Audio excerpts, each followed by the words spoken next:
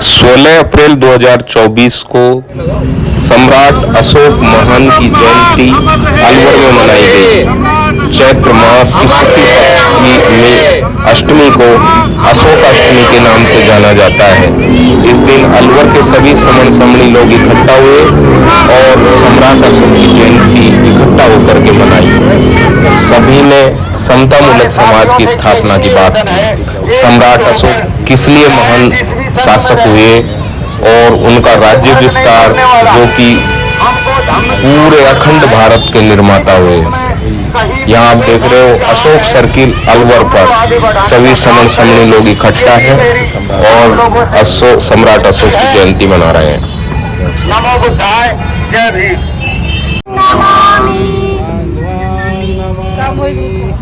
नमो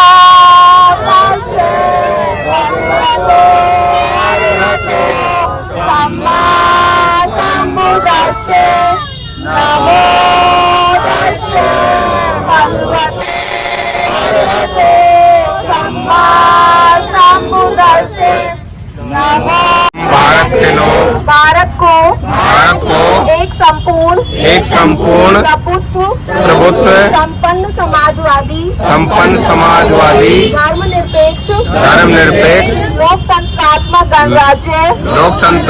गणराज्य बनाने के लिए तथा उसके समस्त नागरिकों को सामाजिक न्याय विचार अभिव्यक्ति विश्वास धर्म और उपासना की स्वतंत्रता प्रतिष्ठा और अवसर की समता। राजा भी कहा जाता है। उन्होंने अपनी जनता और देश के लिए पूरे न्यायप्रिय राज्य किया और सभी जनता का ध्यान रखा। 9 साल के शासन के बाद उन्होंने बुद्ध धर्म में धर्मशाला, बौद्ध मठ, बावड़ियाँ, स्कूल, कॉलेज वगैरह उन्होंने बनवाई जो कि आज भी मौजूद हैं। कुछ लोगों ने उनको नष्ट भी कर दिया है, जैसे तक्षशिला है। जो विश्वविद्यालय थे जिनमें विदेशों से भी छात्र पढ़ने आते थे, जो कि आज उपलब्ध नहीं है। आज हमारा भारत बहुत नीचे जा चुका है और धर्म के जगह इनकी वेधशालाएं थी। अच्छे इन्होंने मानवता के, पशु पक्षियों के लिए, जीवों के लिए कार्य किए हैं। ऐसे महान सम्राट को मेरा सशक्त नमन। इन्हीं शब्दों के साथ में नमो बुद्धाय, जय भीम, नमो बुद्धाय। ऐसे हैं हमारे समाज में कुछ प्रबुद्ध नागरिक ऐसे हैं जो हमें हमारे इतिहास से रूबरू करवा रहे हैं, जो हमें बता रहे हैं कि हमारा क्या गौरवशाली इतिहास था, जिसको सोचकर, जिसको जानकर हम जानते थे, बट हम ये नहीं जानते थे कि ये हमारा ही इतिहास है और ये हमारा इतिहास है।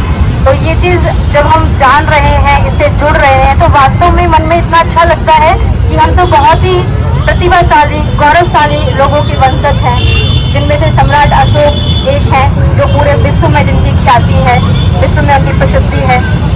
तो आज उनका जन्म दिवस मनाने के लिए हम अलवर जिले की इस अशोक सर्किल पर एकत्रित हुए हैं और हम बहुत ही भाग्यशाली हैं कि हमारे जिले में अशोक सर्किल नाम का एक सर्किल भी है। और जैसा कि ये बताया जाता है कि इसको नंगली सर्किल के नाम से लोग ज़्यादा गौरव की अनुभूति है, गौरव के क्षण है कि हमारे जो पूर्वज हैं उसका कितना गौरवशाली इतिहास रहा है। जब हम इतिहास में सम्राट अशोक के बारे में पढ़ते हैं, जानते हैं, तब हम पढ़ना और जानना तो अलग बात है, लेकिन जब हम अपने को जोड़ के पढ़े कि भाई ये हमारे इतिहास का एक पन्ना है, हमसे जुड़ा हुआ इतिहास का पन्ना है, तब हम उससे और ज़्यादा जुड़ पाएंगे और ज़्यादा जान पाएंगे। लगभग हजारों साल पहले की बात है जब वो यहाँ रहे, उन्होंने यहाँ शासन किया और उन्होंने जो पूरे देश को एकजुट करके जो उन्होंने शासन किया, इतना बड़ा साम्राज्य बाद में कभी स्थापित नहीं हो पाया। और उनके समय में मैं कहूँगा कि सारी चीजें तो हमारे सर्वश्रेष्ठ बनी होंगी। उस समय का जो उन्होंने प्रशासनिक व्यवस्था एडमिनिस्ट्रेटिव सिस्टम जो उन्होंने स्थापित किया, उसके जो बहुत सारे अवशेष अभी हमारे इंडियन एडमिनिस्ट्रेशन में, भारतीय प्रशासन अवधि में देखने को मिल जाते हैं।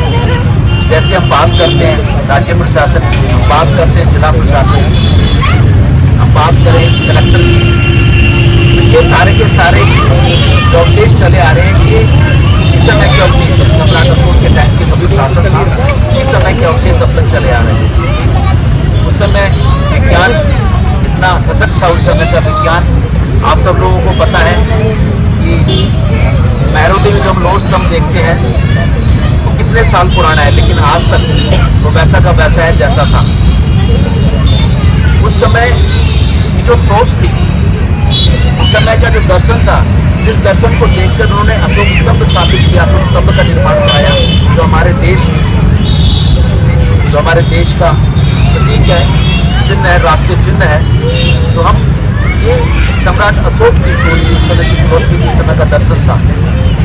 और जब सारनाथ में जो सिंह है, उनको सिंह को देखते हैं तो सिंह है, लेकिन उनका जो हमारा जो बौद्ध धर्म है, जो उसका जो शील है, उसका अहिंसा वाला जो चरित्र है, वो अशोक स्तंभ के जो शेर है उनके साथ नजर आएगा।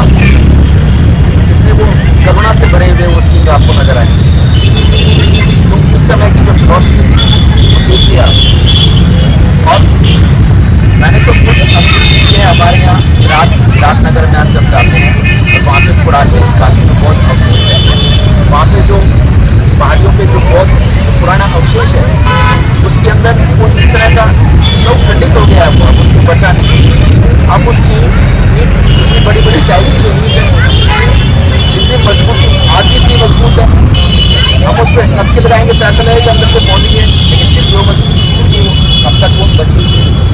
और उस वहाँ पर जो बना हुआ है पोर्ट बना हुआ है, उसके अंदर वो स्ट्रक्चर इस तरह का बना रखा है उन्होंने साइंटिफिक तरीके से कि आप उसके बीच में बैठ के आप अगर उसके अंदर आराधना करेंगे, ध्यान लगाएंगे, सब बोलेंगे, तो उसकी गूंज आपको ही सुनाई देगी, दूसरे व्यक्ति को सुनाई नहीं देगी। जो वहाँ साधना करेगा उसी को सुनाई देगी, क्योंकि साइंटिफिक तरीके से उस समय विज्ञान कितना परिष्कृत था। तो अब जो हम बात करते हैं, हम सम्राट अशोक की जयंती मना रहे हैं, तो हमारा यही है कि हम जो उस लेवल तक था, उस लेवल तक पहुंचने के लिए हम लगातार मेहनत करें, श्रम करें।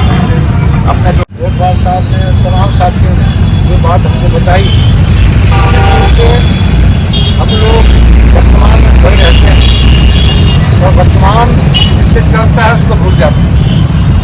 आज हम ये देख रहे हैं कि जब हम सम्राट अशोक की बात करते हैं तो निश्चित रूप से हमें ये मालूम होता है कि अहिंसा की क्या कीमत है, गैर बराबरी की क्या कीमत है। जब हम इस सर्किल पे आए तो हम, लेकिन बड़ा ही अपन इसको दुर्भाग्य कहें कि हमारे इतने बड़े सम्राट को हमारे इस देश में इस प्रकार जो उपेक्षा की जा रही है, इनके जो प्रतीक है भारतीय मुद्रा पे है और संसद पे है और शिलालेख बहुत सारे भारत में देखने को मिल जाएंगे, लेकिन उसके बावजूद भी सम्राट अशोक को उपेक्षित किया जा रहा है। तो ये एक सोची समझी आर्य भारत में शरणार्थी बनकर आए थे, रोटी भी हम लोगों से मांग कर खाए थे, फिर धीरे धीरे वो हमारे कबीलों के सरदार हो गए। इस तरह हम चतुर्थी से गुलाम हो गए। जिन्होंने हमारी संस्कृति और सभ्यता को मिटाया था, जान ले हकीकत, इसलिए हमारा इतिहास भी जलाया था। रहते थे जो फिरंगी मेहमान बनकर, वो राजा वजीर और सूबेदार हो गए और इस तरह हम चतुर्थी से गुलाम हो गए। वैदिक सभ्यता थी इनकी, सनातन धर्म था, जो इंसान को इंसान ना समझे वो धर्म नहीं अधर्म था। वर्णवाद और जातिवाद के कारण समाज के टुकड़े हजार हो गए। इस तरह हम चतुर्थी से गुलाम हो गए। सरेआम बहन बेटियों की इज्जत को नीलाम करवा दिया, बांधकर गले में हाथी और पीछे झाड़ू, आत्मसम्मान भी हमारा खत्म करवा दिया। देख देख कर हाल अपने समाज का हम शर्मसार हो गए। इस तरह से हम चतुर्थी से गुलाम हो। इस तरह से यदि हमारे बहुत सारे वक्ताओं ने पूरे डिटेल में बता दिया है कि उनका कोई जवाब नहीं, बहुत शक्तिशाली राजाओं के राजा महाराजा जिन्होंने वृद्ध भारत को महाभारत बनाया। तो ऐसे हमारे चक्रवर्ती सम्राट अशोक हुए। बाबा इन्होंने कलिंग के युद्ध में लास्ट में जब लाशों का ढेर, तो इससे पहले इन्होंने बहुत सारे युद्ध लड़े और बहुत कत्लेआम भी किया और खूब हिंसाएं भी की। लेकिन यदि व्यक्ति जब चाहे कि भाई अब मुझे एक अच्छे रास्ते पे चलना है, तो उस समय जब इन्होंने देखा उस बौद्ध भिक्षुकों में क्या स्थिति है उनकी, तो उन्होंने पूछा भाई ये इतना सारा रक्तपात और ये सब, आप जो आराम से जा रहे हो बिना किसी डर के यहाँ से निकल रहे हो, तो आपको कोई डर नहीं लगता? उनका नहीं, इस तरह की कोई बात नहीं है। तो देखो मैंने कलिंग इतना बड़ा जो राज्य है उसको भी फिर मैंने फतेह कर लिया, उसको भी मैंने जीत लिया है। तो बौद्ध भिक्षुओं ने कहा कि आपकी गलत फहमी है, आपने इसको जीत लिया है, आपकी आज सबसे बड़ी हार हुई है। आपने बहुत माताओं को, बहनों को और उनका रक्तपात करने के बाद विधवा कर दिया है, बच्चों को अनाथ कर दिया है। इससे ज्यादा बुरी बात कोई हो नहीं सकती। आप अपने आप को जो बहुत योद्धा समझते हो और ये बहुत गलत है, मैं इसको कोई जीत नहीं मानता। तो वो एकदम से जो है उसको शौक लगा और उन्होंने विचार और मंथन किया और उसके बाद में वो इस नतीजे पर पहुंचे कि मुझे धम्म की शरण में जाना चाहिए। तो जो धम्म की शरण है वो सदाचार का रास्ता है, समानता का रास्ता है, ऊंच नीच को हटाने का रास्ता है, वहाँ सब एक दूसरा बराबर है। तो वो रास्ता जो है उन्होंने चुना और चुनने के बाद अपने आप को इस देश के लिए समर्पित किया।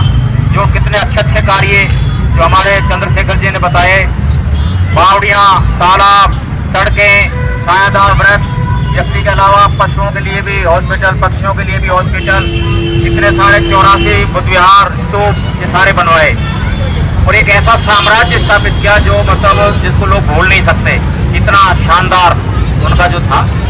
तो उन्होंने विजयदशमी के दिन अपने आप को रूपांतरित किया था, दीक्षित किया था बुद्धिज्म के अंदर। तो बाबा साहब ने भी जो बौद्ध धर्म अपनाया 5 लाख से भी ज्यादा लोगों के साथ नागपुर के अंदर, वो भी विजयदशमी के दिन ही ऐसा किया। वो अकस्मात ही 14 अक्टूबर का दिन था, बाकी वो जरूरी नहीं 14 अक्टूबर कोई हर साल आए, वो विजयदशमी है। 14 अक्टूबर तो इसलिए हो गया कि भाई उस दिन 14 अक्टूबर था, इसलिए हम 14 अक्टूबर को भी विजयदशमी उसके रूप में मनाते हैं, धम्म दीक्षा दिवस के रूप में। तो इसके लिए मैं श्रद्धा सुमन अर्पित करता हूँ, सब नमन करता हूँ और पुनः आप सभी का मैं आभार प्रकट करता हूँ। नमो बुद्धाय, जय भीम। क्योंकि जहाँ भी सम्राट अशोक के शिलालेख लिखे हुए हैं, उन शिलालेखों में देवान प्रिय सम्राट अशोक लिखा हुआ है। देवान प्रिय यानी कि जो देवों को भी प्रिय है, और देव जिनको हम जो लोग देव मानते हैं, जिनको आज वर्तमान में देवता कहते हैं, ये देव नहीं है।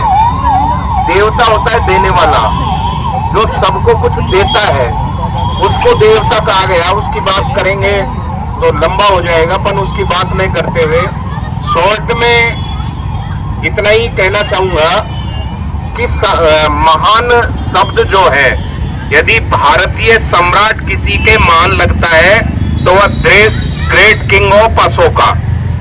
तो ग्रेट शब्द वैसे ही नहीं लगता, ग्रेट का भाई महान कोई वैसे ही नहीं बनता, और महान कोई पदवी वैसे ही नहीं दी जाती कि राजा अपने लोगों के लिए तो हर कोई करता है। जैसे जो राजा होता है या कोई बड़ा आदमी होता है तो अपने पक्ष के लोगों को, अपने कुटुंब परिवार के लोगों को, अपने पंथ के लोगों को, अपने जो उसके समर्थक होते हैं उनके लिए तो हर कोई करता है, भाई उसका फर्ज बनता है, उसको वो आगे बढ़ाते हैं, तो उसके लिए तो करना ही पड़ता है।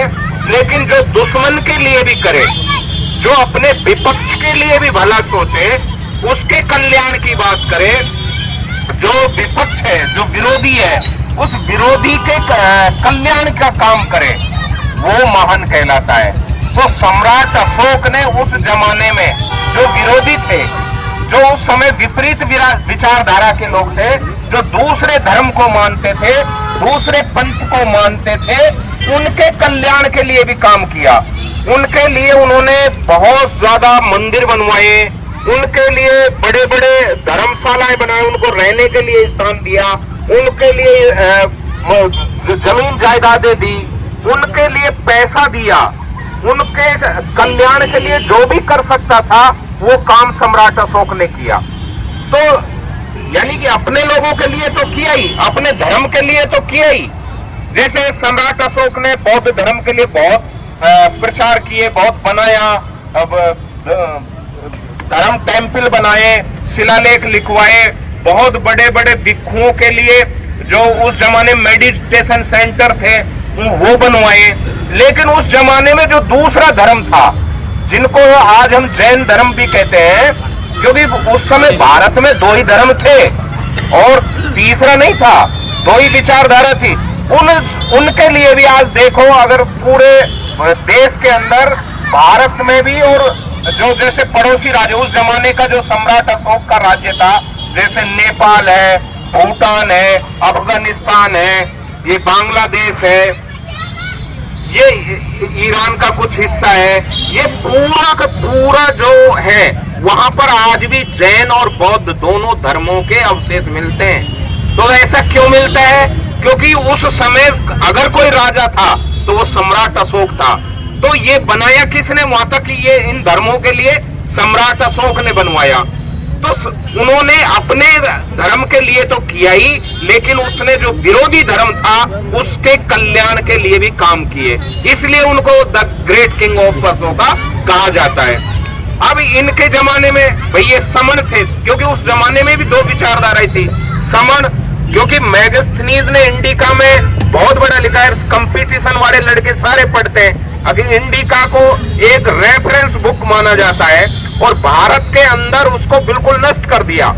भारत में कहीं भी इंडिका नहीं मिलती, लेकिन इंडिका के रेफरेंस दे दे करके जो बहुत सारे लेखकों ने किताबें लिखी और उनका रेफरेंस दिया कि इंडिका में इतने पेज पे ये लिखा हुआ है, इतने पेज पे ये लिखा है, वहां से हमने ये लिया है, उन रेफरेंस को ले ले करके आज की जो इंडिका है वो लिखी गई है। तो जो इंडिका में जो मूल बातें थी वो यही है कि यहाँ समणों का राज था, यहाँ के जो लोग रहते थे वो समण कहलाते थे, समता में विश्वास, ऊंच नीचता नहीं था, खुशहाल थे लोग, घरों के ताले नहीं लगाते थे। ताले जैसे कोई कहता है ना मौर्य काल कैसा था, तो यहाँ लेकिन शहद और मक्खन की नदियां बहती थी, ऐसी तुलना करते हैं जो इतिहासकार लिखते हैं इतिहास में, तो शहद और मक्खन की नदियां बहती, यानी कि इतना यहाँ धन धान्य था, हर गरीब, कोई गरीब था ही नहीं, हर आदमी अपनी मेहनत से कमाता था, मेहनत से खाता था, और चोरी करने की जरूरत नहीं, इसलिए चोर नहीं थे, जेलें नहीं थी। भाई जो चोरी नहीं होगा, कोई दुराचारी नहीं होगा, किसी को जरूरत ही नहीं करे पड़ेगी अपराध करने की, तो फिर जब अपराधी नहीं होगा तो जेलों की जरूरत नहीं थी।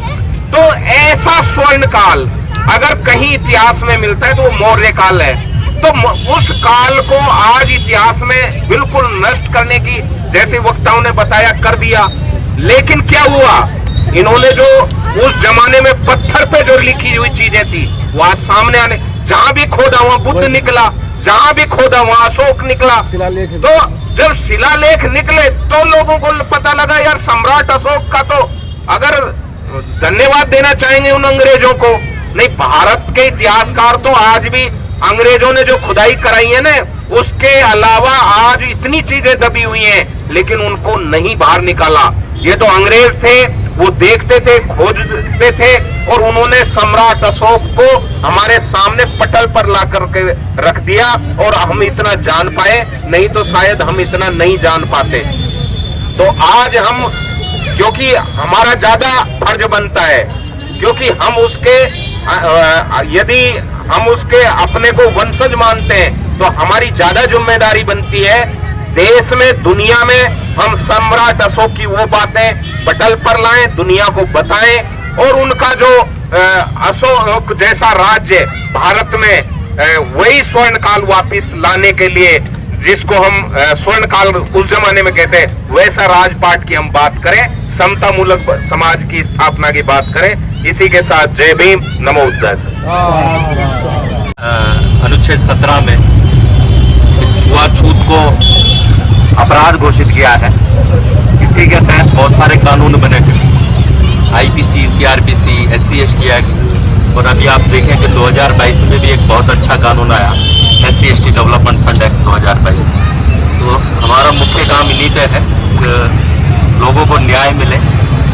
और मैं धन्यवाद करता हूँ समण संघ का। वैसे तो कई कार्यों में मैं आया हूँ, लेकिन इस पे पहली बार आया हूँ और काफ़ी अच्छा लगा, क्योंकि यहाँ हम जातिवाद से हट के एक संघ के रूप में बैठ के चर्चाएं करते हैं, जो कि आज के ज़माने में बेहद जरूरी है। क्योंकि हमारा लक्ष्य बहुत बड़ा है, हम इतने बिखरे हुए हैं बहुत ज़्यादा। तो जो समेटने का काम समण संघ कर रहा है वो काबिल तारीफ है। बातें तो बहुत सारी है, लेकिन जय भीम नमो बुद्धाय बोल दे जो होंतु चेखे मिनो सब्बे भद्राणि पश्यन्तु मा किंचित् दुःखमागम सब्बे सत्ता सुखी होन्तु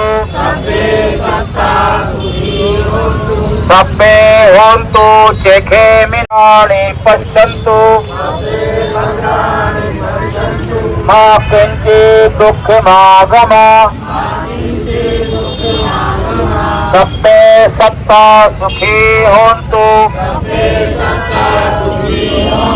सब्बे होन्तु चेखे मिनो सब्बे भद्राणि पश्यन्तु मा किंचित् दुःखमागम। दुनिया के सारे प्राणी सुखी हो, सभी का कल्याण हो, सभी को कल्याण का मार्ग मिले, किसी को कोई दुख ना हो।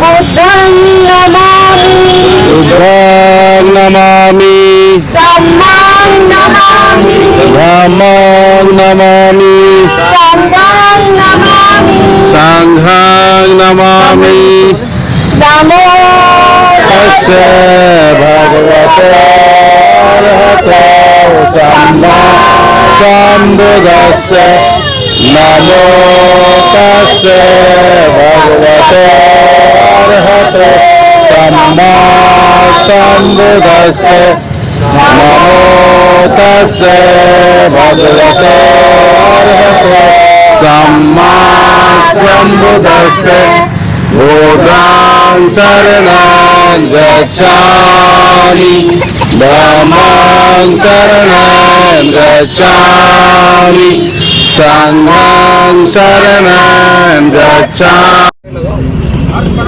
सम्राट अशोक महान अमर रहे, अमर रहे, सम्राट अशोक महान अमर रहे, अमर रहे, सम्राट अशोक महान अमर रहे, अमर रहे।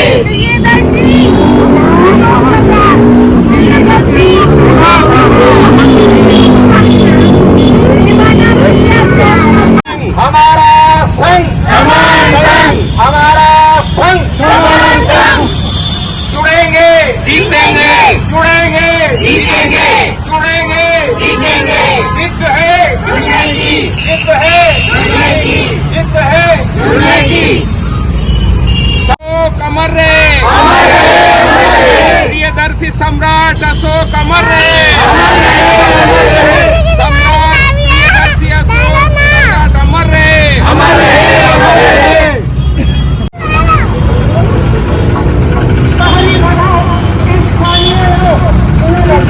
उपस्थित माता भाइयों बहनों को सलाम नमामि नमो बुद्धाय जय भीम। यहाँ आज हमारे सम्राट अशोक प्रियदर्शी के नाम से जो नाम उनका रहा, उनकी जयंती मनाने के लिए यहाँ पर उपस्थित है। कि हमारे ऐसे पूर्वज ऐसे पुरखे हैं जिन्होंने पूरे विश्व में हमारा नाम रोशन किया है। आज इस सम्राट अशोक जयंती के अवसर पर पुष्प चढ़ाते हुए अशोक स्थल पर हम मौजूद हैं।